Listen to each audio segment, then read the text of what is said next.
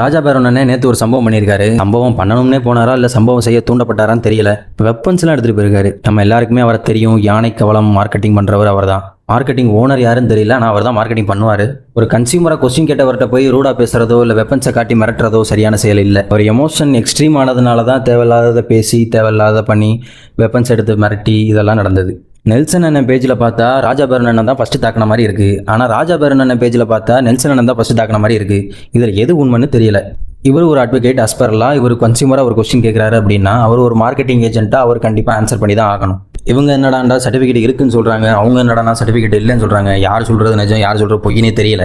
என்னதான் இருந்தாலும் இப்போ நடந்தது ராஜா பேரண்ணனுக்கு ஒரு பெரிய பேக் தான். வீடியோவில் பார்த்தா பொலிட்டிக்கலாக பேசின மாதிரி இல்லை, கமர்ஷியலாக பேசின மாதிரி தான் இருக்குது. அவர் என்னடானா பொலிட்டிக்கலாக தான் டீல் பண்ண வந்தாங்க அப்படிங்கிற மாதிரி சொல்கிறாரு. நம்ம அட்வொகேட் அண்ணனும் ராஜா பேரண்ணனை பற்றி பேசின வீடியோவை எடுத்து பார்த்தா வளர்ந்த தற்குறி அப்படி இப்படின்னு பேசி வச்சிருக்காரு. தெரிஞ்சு செய்கிறாங்களோ தெரியாமல் செய்கிறாங்களோ, ஒருத்தவங்க ஒரு விஷயத்தை பிடிச்சி செய்கிறாங்கன்றப்போ தற்குறித்தனமாக செய்கிறாங்கன்னு சொல்லும்போது யாருக்கு தான் கோவம் வராது. ரெண்டு பேரையுமே பார்க்கும்போது ரெண்டு பேர் மேலேயுமே தப்பு இருக்க தான் செய்யுது. எனக்கு தெரிஞ்சு இந்த மொத்த பிரச்சனையே ராஜா பேரன் அண்ணனை வளர்ந்த தற்குறின்னு சொன்னதுனால தான். சரி, இப்போ வியூவர்ஸ் உங்களை ஒரு பொதுவான இடத்துல 4 பேருக்கு முன்னாடி வளர்ந்த தற்குறி அப்படின்னு சொன்னா உங்களுக்கு கோபம் வருமா வராதா? அவ்வளவுதான்.